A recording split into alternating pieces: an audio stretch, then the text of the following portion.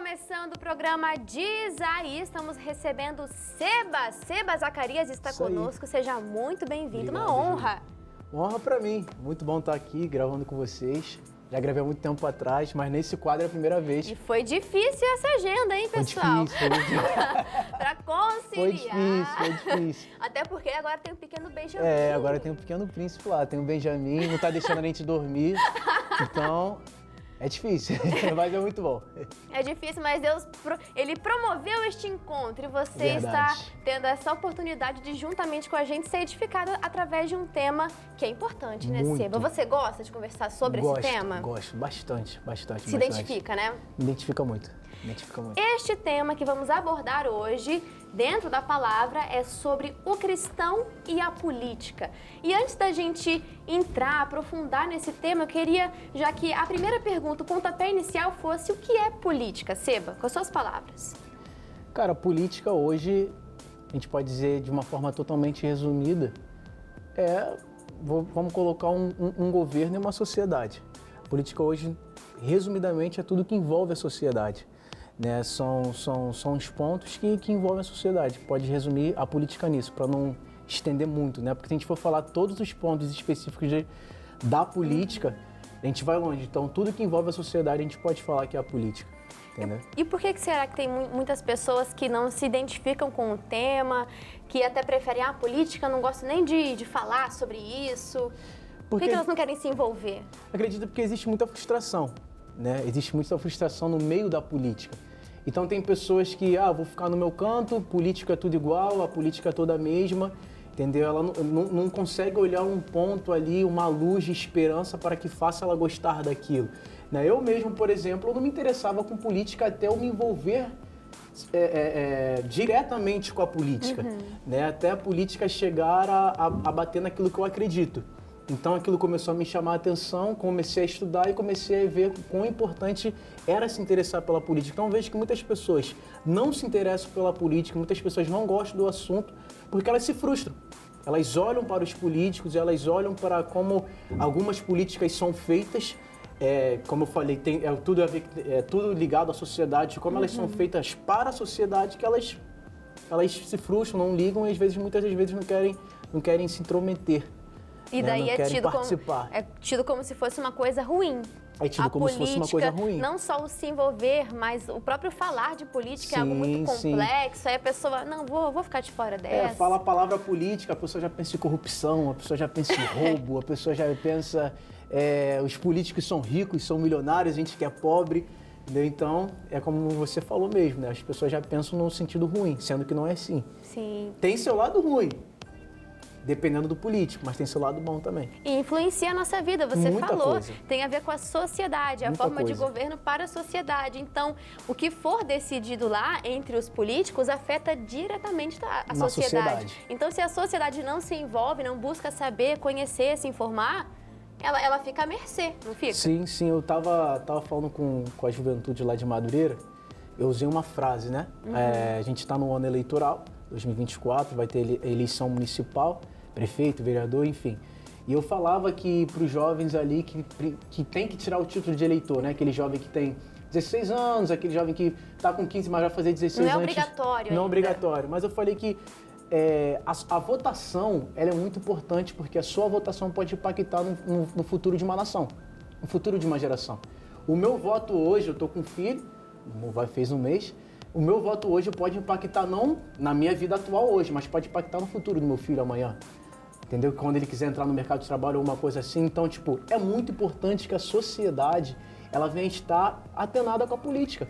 Porque aí as pessoas falam, mas isso está acontecendo no meu país, isso está acontecendo na minha região, isso está acontecendo na minha cidade. Aí você vai perguntar para aquela pessoa, você votou? Você foi procurar, ler, estudar sobre aquele político? Não, então é por isso que isso está acontecendo. Às vezes, entendeu? Qual que é a função de cada um, né? Qual que é a função do prefeito? Isso. Porque muita gente não sabe Porque disso. Senão você sai culpando o prefeito por um negócio que era do vereador. Aí vira uma confusão. O deputado federal que era uma função do deputado estadual. É uma confusão. É por conta de uma desinformação, né? Sim, que a própria pessoa não busca saber e fica à mercê. Sim. Mas quando a gente fala até dentro já do nosso tema, que é sobre o cristão e a política, esses temas se misturam, são opostos? Como que funciona, Seba? Cara, então, eu posso dizer que há muitos anos atrás, né, se mistura. Não tem como não se misturar, porque aí, vamos supor vamos falar que o povo cristão está dentro da sociedade, né? Se eu não me engano, acho que foi o apóstolo Paulo, né, que fala que, resumindo assim, vou botar a versão Seba, né? Não estou tirando nada da Bíblia, mas como o apóstolo Paulo ele fala que a gente não tem que se corromper com as coisas deste mundo, mas também não tem como tirar a gente desse mundo. A gente tem que viver, então a gente faz parte de uma sociedade. E a política, ela não é apenas para um lado, ela vai impactar em toda uma sociedade. Mas existia muito preconceito entre a política e a igreja, a política e o cristianismo. Então, assim, respondendo a sua pergunta, são coisas que se aliam. Se a gente for olhar para a Bíblia, olhar tanto no Velho Testamento como no Novo, nós vamos ver ali exemplos de homens que eram cristãos, carregavam a mensagem de Deus nos seus corações e estavam ali envolvidos com a política, porque envolve a sociedade. O que era juiz e sacerdote. Juiz e sacerdote, governador. Exatamente. Senador, foi um senador que cuidava do túmulo de Jesus, entendeu? E se aquele senador não estivesse lá, entendeu? Então, assim, tem muita coisa que eu acho que o cristão ele tem esse preconceito porque muitos, pelo que ele vê lá fora, entendeu? Às vezes, o político só está aqui falando na igreja porque ele quer ganhar voto. O político, mas ele é desinformado. Se ele estivesse em Brasília, ou se ele estivesse na LERJ, ou se ele estivesse na Câmara dos Vereadores, ou se ele estivesse ali no Palácio do Governador, sentasse ali e visse como é a realidade da política, acho que teria um pensamento diferente. Então essas coisas elas precisam se misturar. Elas precisam se misturar. Sim, porque impacta a vida em sociedade, não vai afetar aquele que não é cristão, vai afetar todos. Vai afetar todos. Então é preciso que o cristão também seja antenado nisso, ainda mais com a visão da Bíblia, né? Inclusive, Seba, eu queria saber o que a Bíblia diz a respeito disso, de política. Cara, então, a Bíblia em Efésios, se eu não me engano, acho que é em Efésios, sim, o apóstolo Paulo ele nos dá uma orientação para nós orarmos pelas nossas autoridades. Por que nós devemos orar pelas nossas autoridades? Para que haja paz. Para que haja paz. Então, eu acredito que quando a Bíblia fala para a gente orar pelas nossas autoridades, a Bíblia já deixa bem claro que é um assunto importante. Porque se eu preciso orar por uma coisa, né, é porque essa coisa ali é importante. Se está me mandando orar, se a Bíblia está falando que eu preciso interceder pelas autoridades, é porque é algo importante. Se nós formos observar também lá no Velho Testamento, né, sobre o sonho, a visão que Deus dá para José, nós já observamos também que Deus entendia que o cargo de José impactaria muito sobre as decisões do povo dele, né? Então eu olho ali que no caso de José que virou governador do Egito, nós vamos olhar para o mundo de hoje atual, tem muita coisa que acontece no mundo atual, não vou me estender muito por conta do tempo, que começou lá atrás. Se José não fosse governador do Egito, muita coisa não estaria acontecendo em Israel, no próprio Egito mesmo. Então, assim, eu vejo que a Bíblia, ela mostra essa importância. No caso de Juízes, se nós formos olhar o livro de Juízes, formos ler o livro de Juízes, a Bíblia nos mostra que não existia juiz, não existia governador, e por não existir um juiz, um governador ali para governar aquele povo, governar uma política, praticamente dizendo assim, o povo sofria para os inimigos. Então Deus ele entendia que ele precisava levantar um juiz, um governador sobre aquele povo para que o povo dele fosse vitorioso. Então eu acredito que Deus ele entende que para que a gente venha ser vitorioso aqui nessa terra, pessoas com sabedoria, pessoas que carregam a mensagem dele, têm que governar. Elas precisam ser governadores. Né? A Bíblia mesmo deixa claro que nós fomos chamados para ser reis e sacerdotes. Então Perfeito. A gente precisa estar em lugares onde nós podemos governar. Na política não é diferente. Não é só na nossa casa, não é só no nosso mercado, na empresa onde a gente trabalha, mas nos palácios também. Perfeito, Seba. Eu até, enquanto você falava, me lembrei de Jeremias 29:7, que eu tinha separado, quando fala assim: procurai a paz da cidade para onde vos fiz transportar e orai por ela ao Senhor, porque na sua paz vós tereis paz. Tem versões que também falam sobre a prosperidade. Então é você orar pelas suas autoridades, né? Respeitar, orar por elas, interceder. É você orar pela sua nação, para que tenha paz, prosperidade nela, porque diz que o Senhor fez eles, que transportou eles até ali. Ou seja, você não nasceu no Brasil à toa, você não nasceu em qualquer outra nação à toa, você foi plantado aqui, para você fazer a diferença aqui. Então, se interessar por política, procurar saber, se informar sobre isso, algo que vai impactar a sua vida diretamente. E quando olhamos para a Bíblia, assim como o Seba falou, a gente vai ver muito direcionamento de Deus sobre isso também. Em Provérbios capítulo 29, no versículo 2, até citei mesmo para você entender que tá aqui escrito, entendeu? Tá aqui escrito. Então, todo cristão tem que olhar para isso e falar, pô, tá na Bíblia. Está escrito. Está escrito.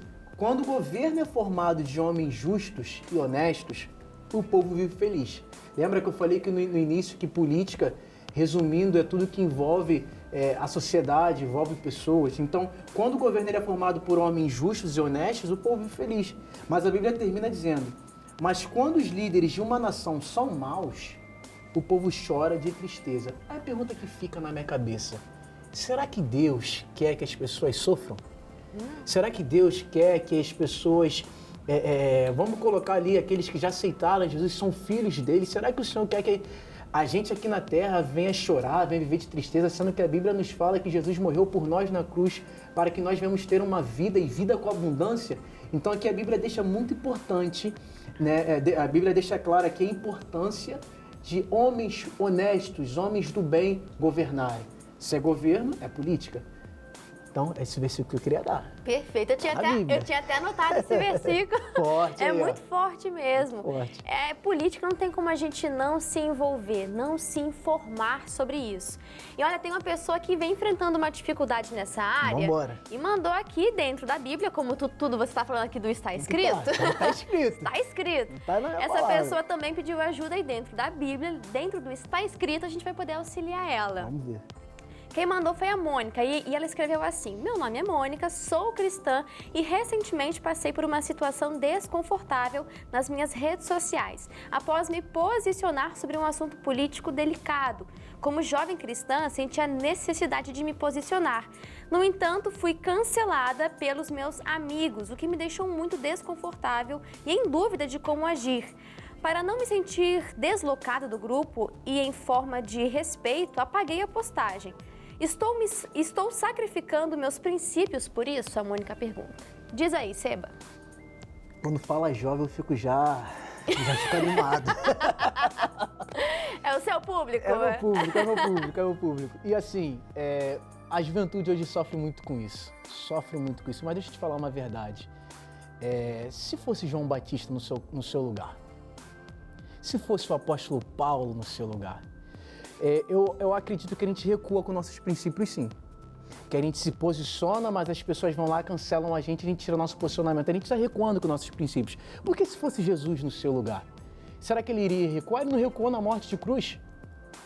E a Bíblia, ela fala, o próprio Senhor Jesus Cristo, o próprio Senhor Jesus Cristo, ele falou que nós iríamos ser perseguidos pelo mundo por amor a ele. Então, aquele jovem, eu penso assim hoje, aquele jovem que está agradando muito o mundo, ele está errado. Se você não está incomodando, e hoje a juventude ela vai incomodar muito na política, porque existem muitas pautas, existem muitas ideologias políticas que estão fora da palavra de Deus. E qual o público que está sendo atingido nisso? Crianças, adolescentes e jovens, principalmente os adolescentes e jovens, porque esses jovens amanhã serão pais, serão os avós, e eles que vão influenciar seus filhos e seus netos. Então, assim, é um público que é muito atacado. Então, você que é cristã, é a Mônica, né? Mônica. Então, Mônica, e para todos os jovens cristãos, você que tem a base bíblica para um certo assunto que envolve a política, você botou seu posicionamento. Se você está sendo cancelada, deixa seu posicionamento lá. Porque o apóstolo Paulo, ele fala em Gálatas capítulo 1, no versículo 10. Ele pergunta, será que nós estamos buscando a aprovação dos homens ou a aprovação de Deus? Se você botou uma publicação lá e você foi cancelado e você excluiu por conta do cancelamento das pessoas, você está buscando a aprovação deles, não a aprovação de Deus. Então, assim, não recua com seus princípios. Se você está firmado ali, você tem um princípio ali baseado, deixa lá, bota lá, bate mesmo, critica, vai dentro, porque assim, outras pessoas pensam como você. Outras pessoas pensam como você, mas têm medo, muitas das vezes, de se posicionar. Mas quando elas verem um post seu, quando elas verem ali você se posicionando, isso vai dar brecha para que elas se posicionem também, entendeu? Então, eu acredito nisso. O que João Batista faria? O que o apóstolo Paulo faria? O que Jesus faria? Será que ele excluiria a publicação ou será que ele deixaria ali mantido o pensamento dele ali baseado na palavra de Deus a respeito de tal assunto? Então, Mônica, não recua não, vai dentro. Até porque, como você falou, né, tem muitas ideologias que vão contra a palavra. Muitas. Ao mesmo tempo, nós temos também linhas que vão segundo os princípios da palavra. Sim. Agora, eu não posso me envergonhar dos princípios da Bíblia. Verdade. Porque eu vou estar me envergonhando do próprio Jesus. Do próprio Jesus. E daí é ele que se envergonha de nós. Então, olha o peso que isso traz. Sabe o que está acontecendo também, Julia? Tá na política, mas tem muita coisa, muito mimimi. Hoje se a gente for colocar no geral, a nossa juventude ela está com muito medo de muitas coisas por conta do cancelamento. E o cancelamento vem através de política, vem através de outras coisas. Então, tipo assim, às vezes tem assuntos, né, polêmicos que o jovem não quer entrar, não quer citar, não quer falar, porque assim, tem medo desse cancelamento. Mas, cara, a Bíblia vem em primeiro lugar. A Bíblia vem em primeiro lugar. Entendeu? Então a gente precisa lembrar dos tempos dos apóstolos, onde eles se posicionavam e ficavam baseados, apanhavam, eram judiados, eram criticados, mas eles ficavam com aquilo ali. Por quê? A palavra de Cristo estava enraizada no coração deles. Então eu penso que assim, a gente não tem que se preocupar com o mimimi, do que as pessoas estão falando, a gente tem que se preocupar com o que a palavra está falando. Se a palavra está falando que aquilo é errado e ponto. Ah, mas eu não concordo com você. O problema é seu, entendeu? O problema é seu se você não concorda comigo. A palavra diz que está errado e eu vou ficar que está errado. E ponto. Perfeito. A gente podia encerrar o programa? Tô brincando. Tem muita coisa ainda pra gente falar. Seba, eu vou até aproveitar aqui e já fazer um link, porque tem um programa, um quadro do Diz Aí, que o tema foi esse, não seja escravo dos likes, que a gente falou sobre isso. A gente não viver em função da aceitação das pessoas. Pode ir no canal do YouTube, canal CJC Online, que você vai ser muito abençoado. Seba, eu queria fazer uma pergunta pra você, já estamos nos encaminhando aqui para o final, mas queria saber qual que é a importância da bancada evangélica, da bancada cristã na política. Cara, é muito importante. É muito importante porque, assim, a Bíblia, Jesus, ele fala que nós devemos negociar até que ele venha. Então, o que eu penso? A gente sabe que Jesus falou lá, nós sabemos que Jesus falou que ele voltaria, que nós seríamos perseguidos, que muitas coisas iriam acontecer. Só que até que ele venha, é como diz aquele louvor, eu vou clamar. Mas, assim, nós precisamos de pessoas... A bancada evangélica é muito importante na política porque existem muitas pautas, existem muitas ideologias, como nós estávamos falando aqui, de outros políticos que não são evangélicos, que se levantam para acabar atacando nossas igrejas, no geral, acabar atacando nossas crianças, nossos adolescentes, nossos jovens. Então, assim, a bancada evangélica está ali para isso, não apenas para defender os princípios da família, os princípios bíblicos, mas também para defender o povo. Se nós formos observar, hoje a política está dividida em dois lados, direita e esquerda. Ela está dividida em dois lados. Então, existe um lado que bate na família, existe um lado que defende a família. Os dois lados têm seus erros, os dois lados têm seus extremos, mas existe um lado que bate e existe um lado que defende. Então, assim, se não tiver uma bancada evangélica no palácio, uma bancada evangélica na Câmara, uma bancada evangélica no meio da política, o povo cristão vai sofrer. Porque se nós formos olhar no desfile de carnaval, não sei se foi há 2 anos atrás, né, uma escola de samba, que eu não vou citar o nome aqui, atacou o evangelho. Uma cena ali onde Jesus ele estava sendo alfinetado por Satanás e começaram a zombar com a imagem de Cristo. Mas hoje um pastor não pode subir no altar e falar a respeito de outras religiões que ele está sendo intolerante ali. Então, ou seja, se não existe uma bancada evangélica para bater para defender o seu povo, cara, a gente vai acabar sendo calado. Né, a gente vai acabar perdendo a nossa voz. Isso acontece muito, a gente vê diversas pautas ali de que tem que licenciar pastor tal, de que tem que silenciar, pastor tal, de que tem que parar de falar certas coisas. Hoje a igreja já foi proibida de fazer muitas coisas mesmo, entendeu? Então, essa bancada evangélica é importante para impedir que certas coisas aconteçam, não só apenas na nação, mas para o povo cristão também. Um exemplo foi na pandemia, muitas pessoas sofreram psicologicamente falando. né? Muitas pessoas sofreram de depressão, muitas pessoas queriam se matar e a igreja não podia fazer nada, a igreja não podia abrir, porque políticos assinaram que a igreja não poderia abrir, mas um monte de coisa abria. Pessoas iam pra festa, pessoas se... Tinha várias aglomerações. Era 2 pesos, 2 medidas. Isso, 2 pesos, 2 medidas, mas a igreja não podia abrir. Então, existiram políticos, batalharam ali para que a igreja fosse aberta e muitas pessoas foram salvas durante esse meio. Então é importante essa bancada evangélica. A bancada cristã é importante porque ela nos representa. Talvez você Isso, nunca chegue até lá, não sei se for um chamado de Deus para sua vida, porque você precisa ter um chamado. Verdade. Precisa ter um fundamento ali, né, que Deus está realmente contigo nessa caminhada, porque é um desafio.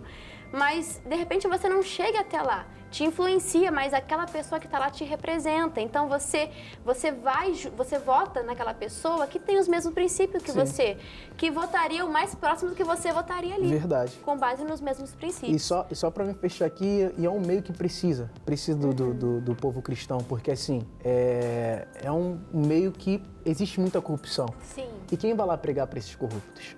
Quem vai lá ser o bom testemunho, né? Isso aí. Pregar sem palavras. E é isso aí, Seba, muito obrigado. Eu que o programa agradeço. Ficou sensacional. Volte sempre, tá? Pô, só chamar que dessa vez eu vou. Ah, é? Já tô me acostumando com a vida de pai, aí... Entendi. Tô... Tem que trazer o Benjamin pra gente conhecer ele aqui vou trazer, também. pessoal, Falar sobre paternidade. Forte. Paternidade na juventude.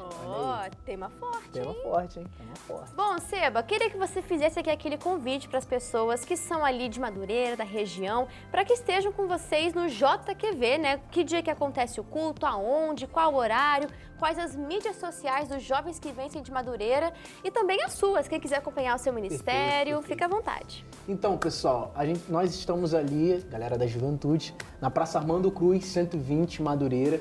Né? Nós fazemos parte ali da sede de Madureira, sede estadual.